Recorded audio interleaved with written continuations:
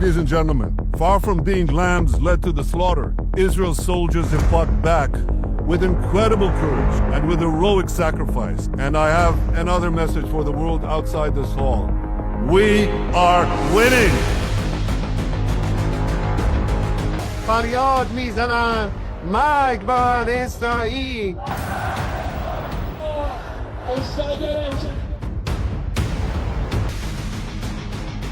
هذا الكيان الخبيث وقد أبقى نفسه قائما عبر ضخ أمريكا الدعم له فلن يكتب له البقاء بإذن الله تعالى.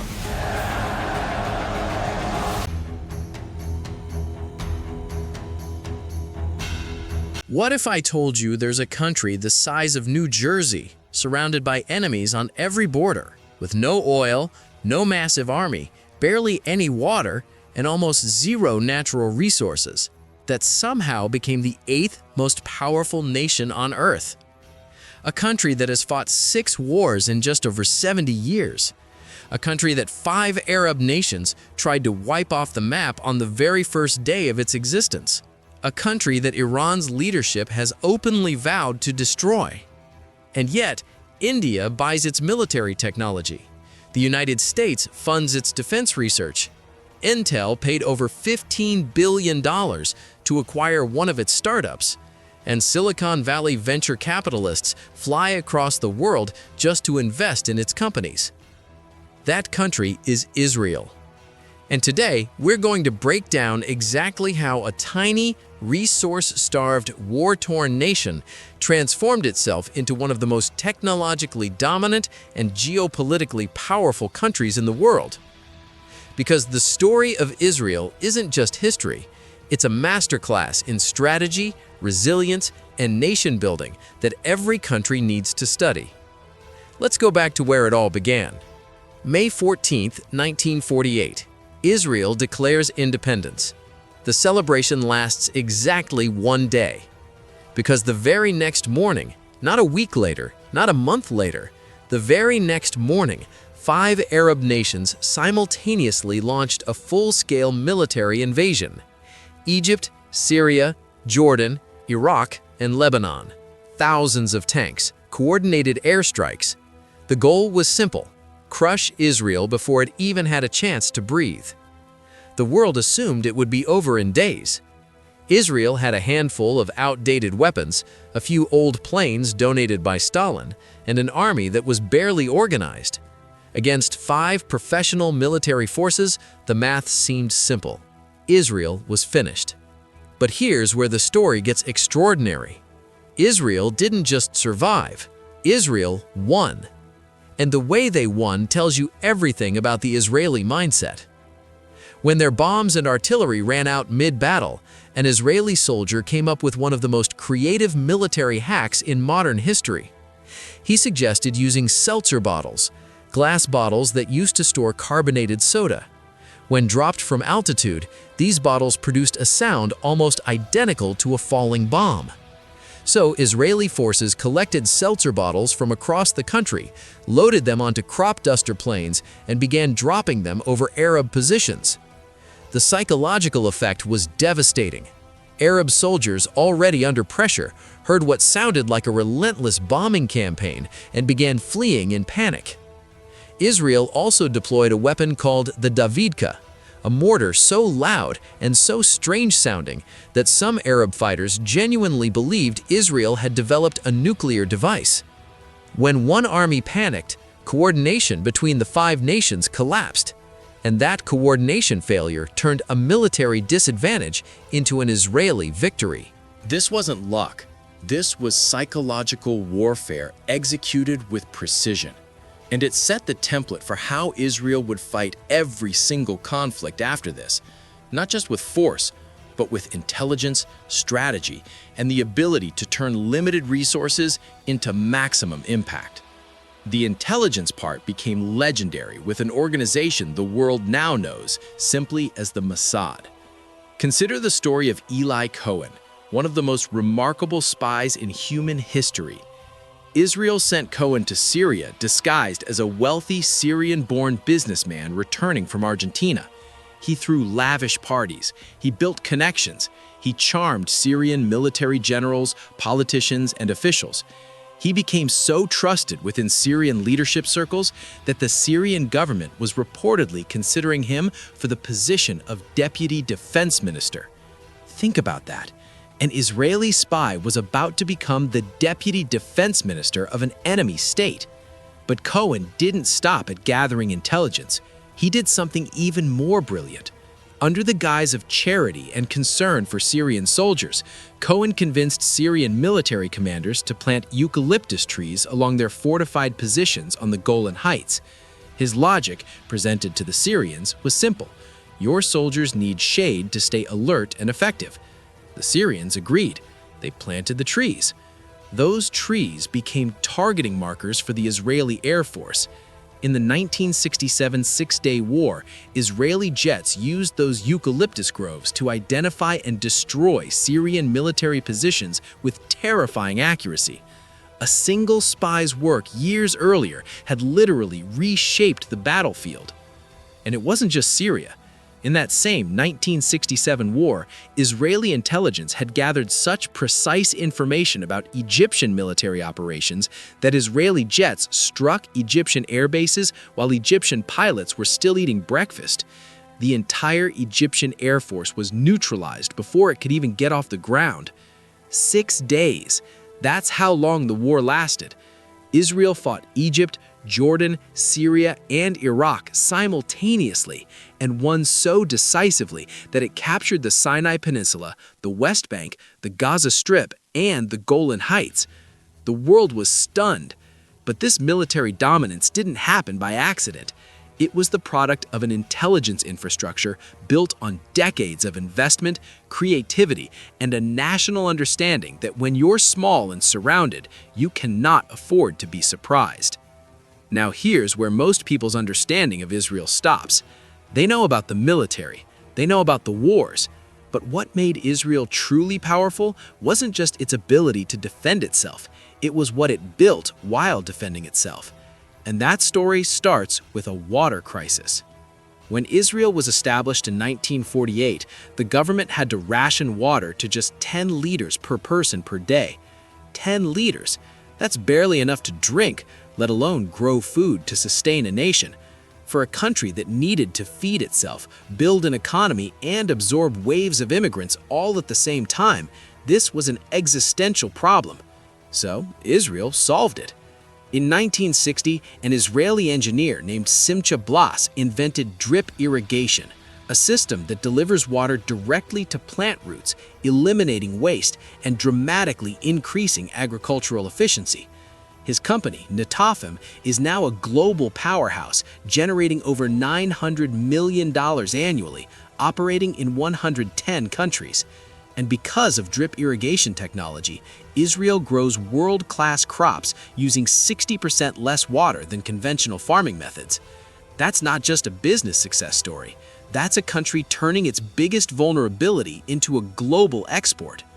The same pattern repeated across multiple domains.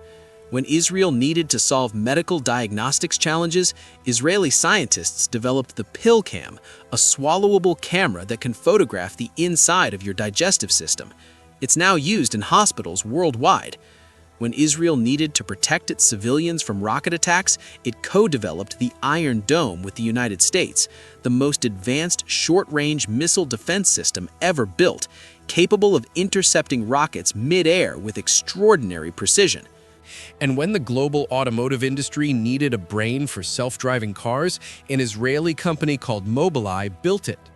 Intel acquired Mobileye in 2017 for $15.3 billion, one of the largest technology acquisitions in history. The pattern is unmistakable. Every existential problem Israel faced, water scarcity, military threats, medical limitations, became the seed of a world-class technological solution. And those solutions didn't just fix Israeli problems, they became global products that the world paid billions to access. This is what it means to convert necessity into leverage. But here's the question that matters most. Why Israel and not other countries that received foreign aid? Africa received billions in international aid. Why didn't similar technological revolutions emerge there? The answer is human capital, and Israel understood this before almost any other nation. From its earliest days, Israel made a deliberate, almost obsessive national decision. Every citizen would be developed to their maximum potential. Education wasn't a budget line item, it was a strategic priority equivalent to military spending. Israeli engineering students weren't writing copy-paste assignments for professors. They were solving real national problems: water scarcity, defense systems, medical diagnostics, agricultural efficiency. The classroom was connected directly to national challenges, and innovation wasn't encouraged, it was required. This culture of problem-solving through engineering and science produced a density of high-quality technical talent that was completely disproportionate to Israel's population. A nation of under 10 million people producing more startups per capita than any other country in the world. And then, in 1990, something happened that gave Israel an extraordinary advantage. The Soviet Union collapsed. When the USSR disintegrated, approximately 1 million Jewish immigrants, Soviet Jews, migrated to Israel. Now, this wasn't an ordinary wave of immigration. The Soviet Union was globally renowned for its scientific and engineering excellence. The people leaving weren't just refugees. They were world-class mathematicians, physicists, engineers, doctors, and computer scientists. In one decade, Israel's population grew by nearly 20%. But more importantly, the quality of that population was extraordinary. Suddenly, a small country had access to one of the most educated and technically skilled workforces ever assembled in one place. The problem? No foreign company wanted to invest in Israel. Constant wars, hostile borders, regional instability, the risk was simply too high for private capital to take a chance. So the Israeli government did something that changed the country's trajectory forever. In 1993, the Israeli government launched what is now known as the Yozma Fund. Yozma in Hebrew means initiative, and this program was one of the most cleverly designed economic interventions in modern history. Here's how it worked. The Israeli government put up $100 million, roughly 800 crore rupees in today's money, as a government-backed venture capital fund. Then they went to the world's top venture capitalists in America, Europe, Japan, and made them an offer they couldn't refuse. Invest 60% in any Israeli startup of your choice. We, the Israeli government, will put in the other 40%. If the startup fails, we share the loss together. But if it succeeds, if it grows into a major company, you have the right to buy back the government's $4 million stake at the original price, at whatever valuation it was when we first invested, not at its current market value. Let that sink in. The government was essentially saying, we'll absorb the downside risk with you, but we'll let you keep almost all the upside.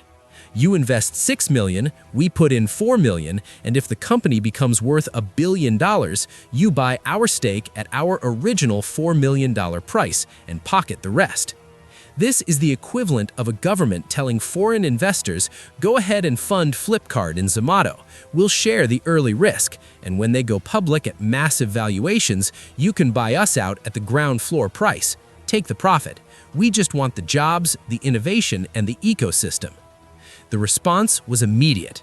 American, European, and Japanese venture capitalists flew into Tel Aviv. The Yozma Fund seeded over 40 venture capital firms and backed over 160 startups. Those startups became the foundation of what the world now calls the Startup Nation. Companies like Biosense, acquired by Johnson & Johnson for $500 million. Companies that built the foundational technologies now embedded in cybersecurity, agriculture, automotive systems, and telecommunications infrastructure used across the world. Today, Israel has more NASDAQ-listed companies than any country outside the United States and China. More companies per capita than Silicon Valley itself. So what are the real lessons here? What does the rise of Israel actually teach us? The first lesson is that in geopolitics, power is the only currency that matters. When Israel was weak, no one protected it, no one helped it. It stood completely alone against 5 armies.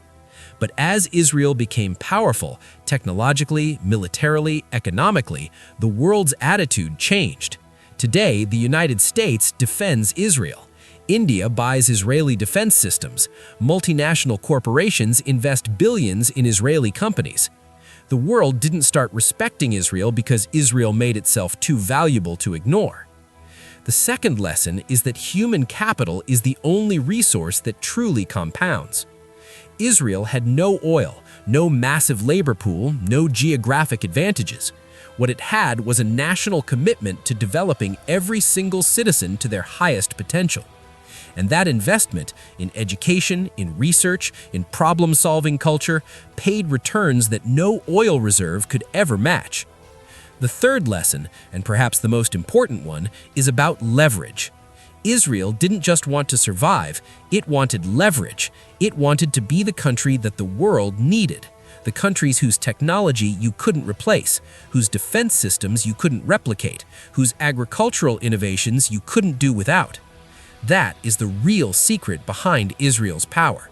Not geography, not natural resources, not even military strength alone.